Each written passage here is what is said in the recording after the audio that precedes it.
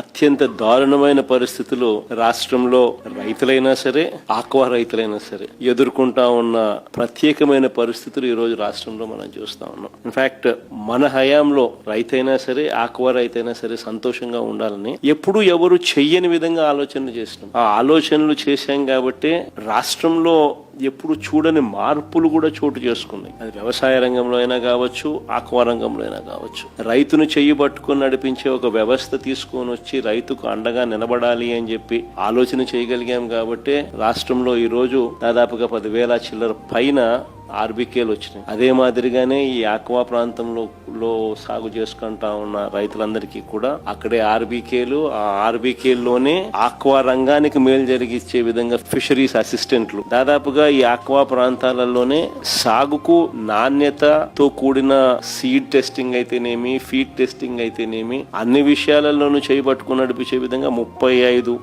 Aqua ప్రాంతాలు, 35 integrated aqua labs ఏర్పాటు చేయడం జరిగింది. 35 ఆక్వా ఇంటిగ్రేటెడ్ ల్యాబ్లు, 782 ఆర్బీకేల్లో ఫిషరీస్ అసిస్టెంట్లు, ఇవన్నీ కూడా ప్రతి అడుగులోనూ చేయి పట్టుకొని నడిపించేటివి.